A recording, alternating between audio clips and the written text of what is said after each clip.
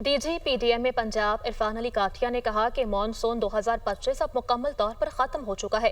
تمام دریا معمول کے مطابق بہہ رہے ہیں۔ M5 موٹر وے سیلابی پانی کی وجہ سے متاثر ہوئی، جسے ہر قسم کی ٹریفک کے لیے بند کیا جا چکا ہے۔ Monsoon 2025 is over now.